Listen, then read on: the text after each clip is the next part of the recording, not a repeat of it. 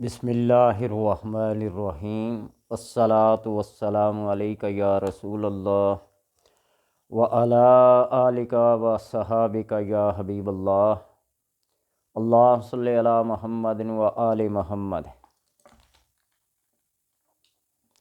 آج کی یہ میری گفتگو نوجوانوں کے لیے، بہن بھائیوں کے لیے، بزرگوں کے لیے اور تمام عالم اسلام کے لیے ضروری اس لیے ہے کہ یہ ماہ رمضان کا آخری عشرہ کسی ملک میں آج اعتکاف بیٹھا جائے گا اور کسی ملک میں کل، جس طرح پاکستان کل اتوار کے دن سورج غروب ہونے سے پہلے خصوصاً ان نوجوانوں کے لیے جو اعتکاف بیٹھتے ہیں اور ان لوگوں کے لیے جو روزگار کے ستائے ہوئے ہیں، بے روزگاری کا شکار ہیں، مصیبتوں اور آفات نے ان کو گھیرا ہوا ہے، ایسے نوجوان جو محبت میں، شادی میں، منگنی میں ناکام ہو چکے ہیں، ان سے یہ گزارش ہے کہ اعتکاف بیٹھیں۔ پہلے اعتکاف کے معنی کو دیکھ لیں، کسی بھی ڈکشنری کو کھولیں، خصوصاً نوجوانوں کے لیے یہ پیغام ہے۔ پہلے اعتکاف کے معنی کو دیکھیں، اس کے مفہوم کو دیکھیں اور پھر اس کی مختلف تشریحات اور تفسیرات کو دیکھیں کہ اعتکاف کا مطلب کیا ہے، یہ کس مقصد کے لیے، کس غرض کے لیے بندہ اپنے آپ کو پابند رکھتا ہے 9 دن یا 10 دن، کس سے ملنا ہے، کون سی بات کرنی ہے، کیا کھانا پینا ہے، اور نہ بچھونا کیسے ہوگا، یہ ساری باتیں ضروری ہیں۔ وہ اس لیے کہ بعض مساجد میں ایسے نوجوان بیٹھ جاتے ہیں جن کے ہاتھ میں ٹچ موبائل ہوتے ہیں۔ انہوں نے کیا کام کرنا ہے،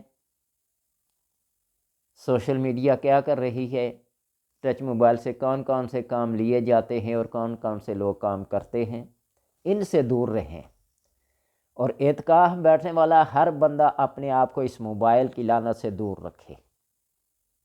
اس کا مقصد صرف نوافل اور تلاوت قرآن اور تسبیحات و تحلیلات اور تکبیرات ہوں بس۔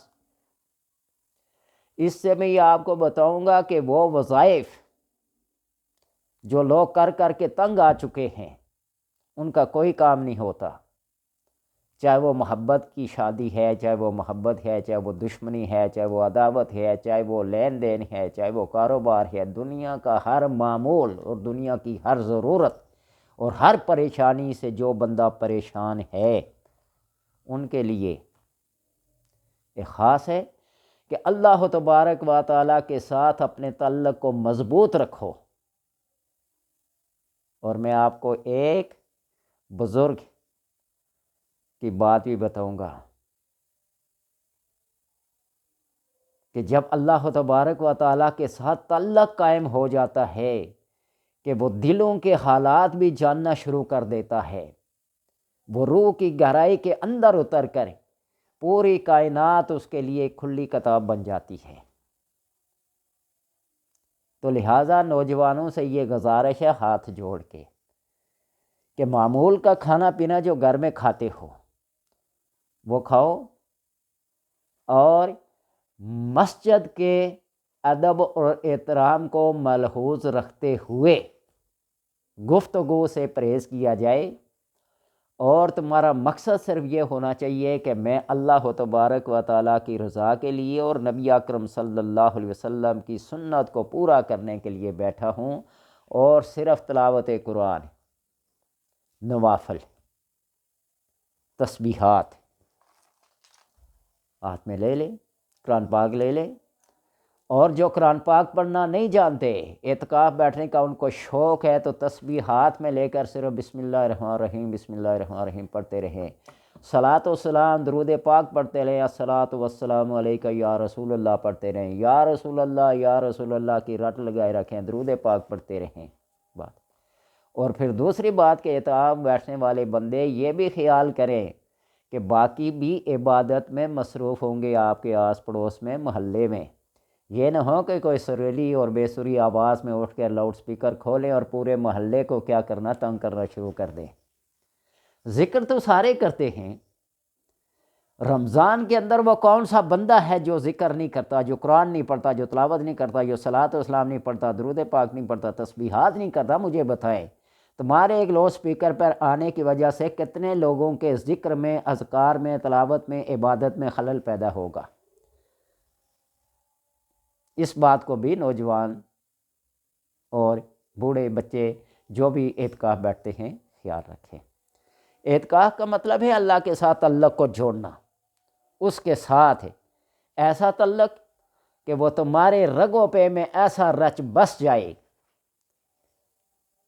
حدیث کا وہ مفہوم اور مصداق بن جائے، یتقرب الی عبدی بالنوافل، کہ بندہ نوافل کے ذریعے میرے اتنا قرب حاصل کر دیتا ہے، اتنا قریب آ جاتا ہے کہ میں اس کی آنکھ بن جاتا ہوں جس سے وہ دیکھتا ہے، میں اس کے کان بن جاتا ہوں جس سے وہ سنتا ہے، میں اس کے ہاتھ بن جاتا ہوں جس سے وہ پکڑتا ہے، میں اس کے پاؤں بن جاتا ہوں جس سے وہ چلتا ہے۔ گویا کہ بقول رومی گفتائے اللہ بواد، اس کا بولنا اللہ کا بولنا ہوتا ہے، اس کا چلنا اللہ کا چلنا ہوتا ہے۔ اگرچہ حلقوم عبد بواد، اگرچہ وہ گلا کس کا ہوتا ہے، بندے کا ہوتا ہے، لیکن اس کے اندر وہ خدا بول رہا ہوتا ہے۔ حضرت عبداللہ بن زید اور حضرت میمونہ ولید کا تاریخ اور سیرت کی کتابوں میں پڑھ کے دیکھیے کہ ان کا تعلق اللہ تبارک و تعالیٰ کے ساتھ کتنا مضبوط تھا۔ حضرت اویس کرنی کو دیکھیے، حضرت عبید اللہ حرار کو دیکھیے۔ حضرت عبید اللہ حرار کے سامنے سے مولانا رومی گزرے تو مولانا رومی کا نام لے کر جلال الدین کہہ کر پکارا۔ مولانا رومی جیسا بندہ بھی حیران رہ گیا کہ اس کو میرا نام کس نے بتایا۔ حضرت اویس کرنی رضی اللہ تعالیٰ عنہ کے پاس ایک صحابی ان سے ملاقات کے لیے آئے، غالباً عامر نام تھا، اور اویس کرنی نے ان کا نام لے کر پکارا، پوچھا تمہیں میرا نام کیسے؟ عرفت روحی روحا کا، جواب دیا میری روح نے تمہاری روح کو پہچانا ہوا ہے۔ یہ تعلق باللہ ہے۔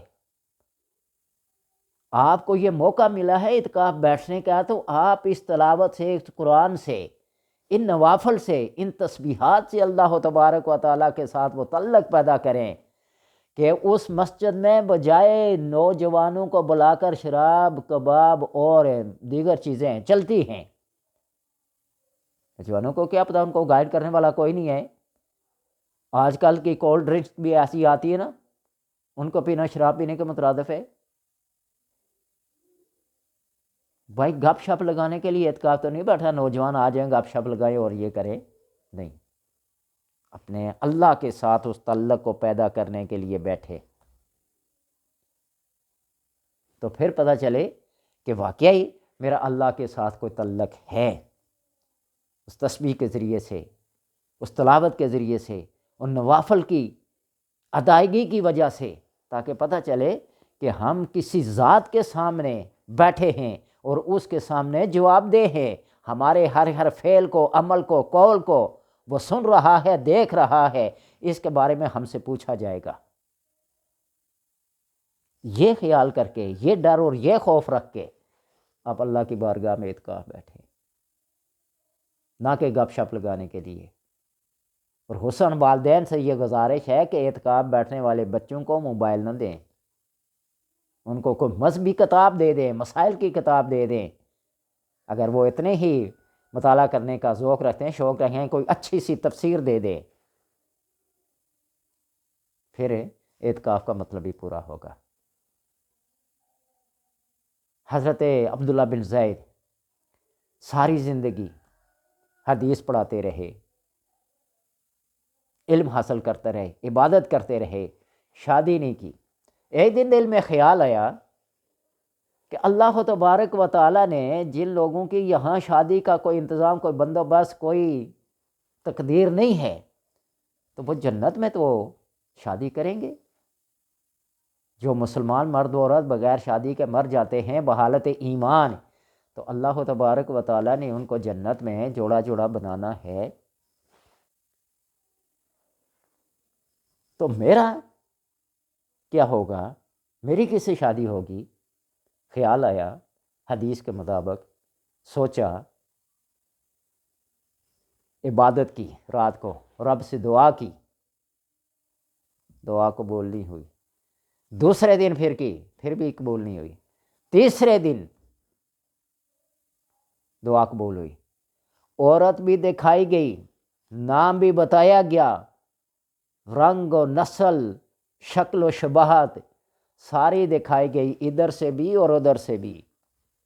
ادھر میمونہ ولید کو دکھایا گیا، ادھر عبداللہ بن زید کو دکھایا گیا۔ ایسے ہی کوئی سیٹلائٹ تو قائم نہیں تھی، کوئی ایسی سائنسی وجہ بھی وہاں نہیں تھی۔ سائنس کا تو اس وقت کیا، یہ سیٹلائٹ کا وجود تک نہیں تھا۔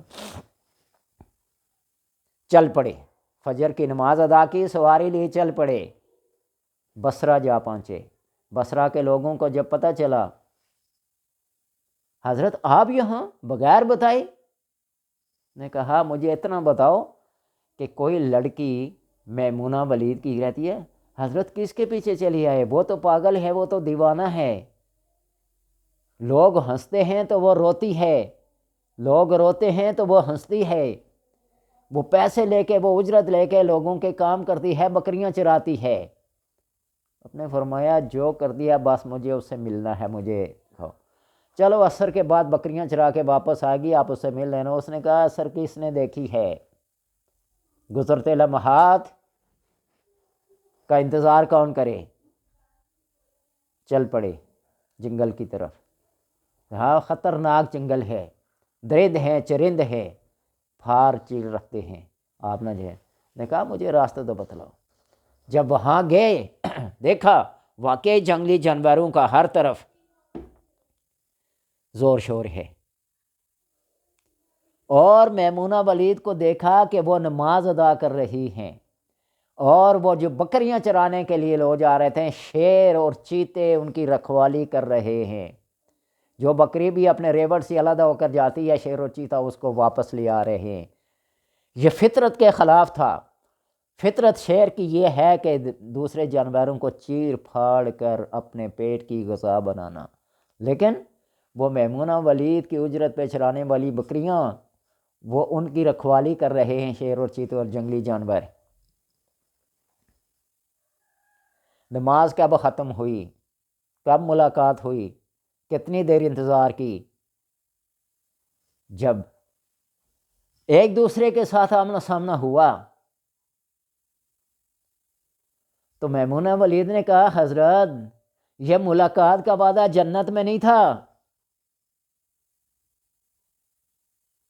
یار کیا تعلق ہے، کیا اللہ کا قرب ہے، وہ ایسے ہی تو حاصل نہیں ہو گیا۔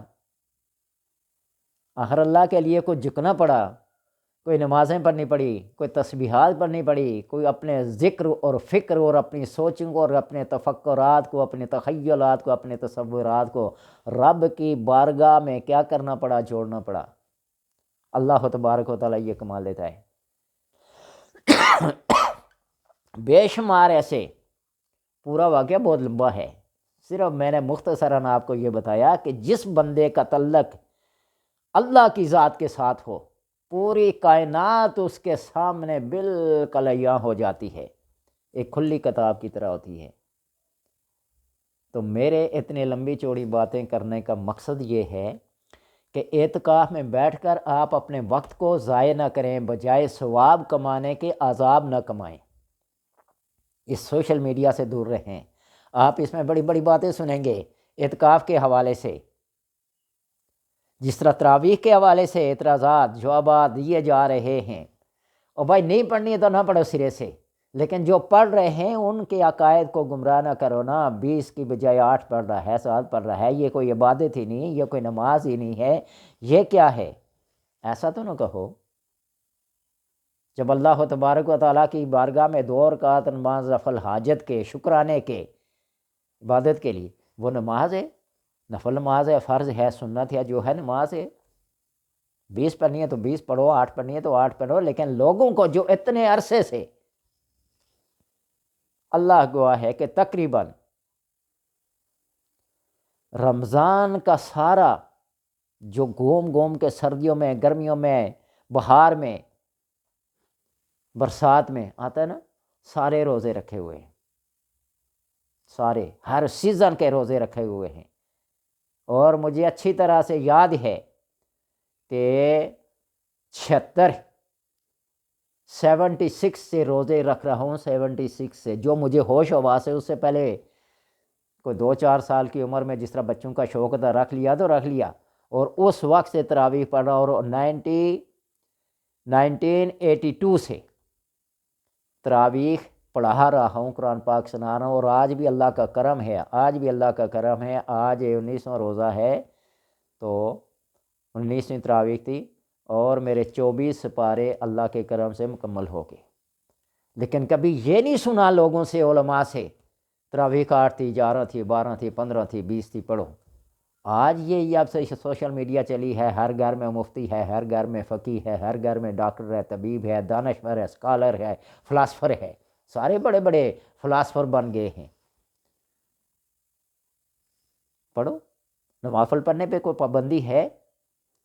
تو اس لیے میں کہہ رہا ہوں کہ اعتکاف کو اعتکاف سمجھ کے پہلے ڈکشنری دیکھ لینا، اس میں سے اس کا معنی دیکھ لینا، اس کا مفہوم دیکھ لینا، پھر اس کی مختلف تشریحات و توضیحات دیکھ لینا، تاکہ آپ کے ذہن میں اس اعتکاف کا جو کنسپٹ ہے وہ بیٹھ جائے کہ اس کا مطلب کیا ہے، اس کا مفہوم کیا ہے، یہ کیوں بیٹھا جاتا ہے، کیوں بندہ اپنے آپ کو دوسروں سے روکے رکھتا ہے، یہ جو چلہ کیا جاتا ہے، لوگ دوسروں سے بالکل کیا ہو جاتے ہیں، کٹ جاتے ہیں، خلوت گوشہ نشینی میں آ جاتے ہیں، اور پھر ان کو مراقبے کے ذریعے سے یا اس چلے کے ذریعے سے جو موکلات ملتے ہیں، جو جنات ملتے ہیں، جو روحانی قوت ملتی ہے، اگر وہ مل سکتی ہے، جس کا عام طور پہ یہ کہا جائے کوئی فرض نہیں ہے، کوئی واجب نہیں ہے، تو اعتکاف تو کرو، اللہ کے نبی صلی اللہ علیہ وسلم نے سنت قرار دیا ہے اور خود بھی عمل کر کے دکھایا ہے۔ تو کیا آپ ان 10 دنوں میں بیٹھیں گے؟ اللہ تبارک و تعالیٰ کے ہاں تسبیحات، تحلیلات، تکبیرات، تمجیدات، تلاوت، عبادات، جتنے بھی آپ رب سے گفتگو کریں گے، کیا رب آپ کو کچھ عطا نہیں کرے گا؟ حج و عمرے کا ثواب ہے، لیکن یہ اس وقت تب جب کہ آپ فضولیات سے بالکل ہٹ کر، کٹ کر کیا کریں گے؟ رب کی رضا کے لیے سارے کام کریں گے۔ اللہ کرم کرے اس بندے پہ جو اس اعتکاف کی صورت میں وہ تعلق پیدا کر لے، جو عبداللہ بن زید نے کیا، جو عبید اللہ حرار نے کیا، جو اویس کرنی رضی اللہ تعالیٰ عنہ ہو گئے، جب اعتکاف سے اٹھیں تو آپ دوسروں کو کہیں عرفت روحی روحا کا، میری روح نے آپ کی روح کو پہچانا ہوا ہے۔ آپ لوگوں کو بغیر پہلے کی پہچان سے ہٹ کر ان کے نام سے پکاریں، کیا یہ تھوڑا کمال ہوگا؟ اس لیے اپنے آپ کو رب کے ساتھ وابستہ کر کے یہ کمالات حاصل کریں۔ قطب الدین کاکی رحمۃ اللہ تعالی، ان کی ماں 14 سپاروں کی حافظ تھی، 14 سپاروں کی حافظ تھی۔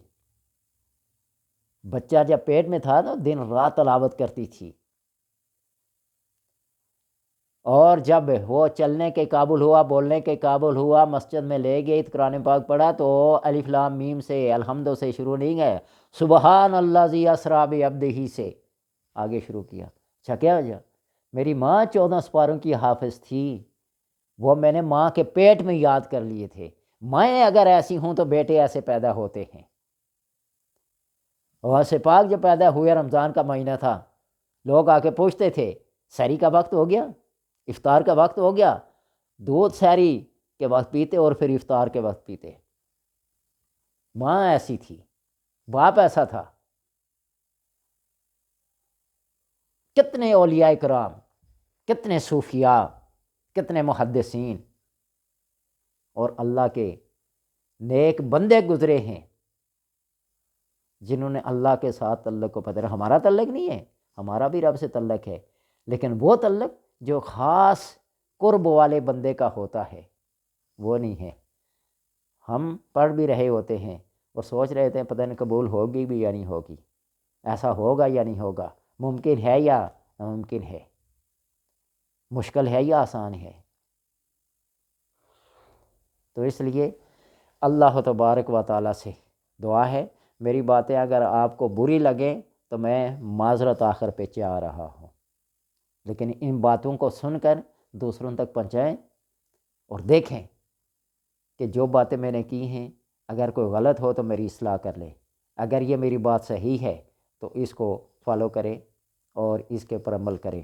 اللہ تبارک و تعالیٰ، بہت لمبی باتیں کرنی تھیں، ویڈیو بہت لمبی ہوگی، لیکن اعتکاف کے حوالے سے جو باتیں کہی ہے نا، اپنے نوجوانوں کو اعتکاف کے دوران میں کم سے کم 10 دن 9 دن سوشل میڈیا سے دور رکھیں اور قرآن کے قریب، تسبیحات کے قریب، عبادات اور نوافل کے قریب آ جائے۔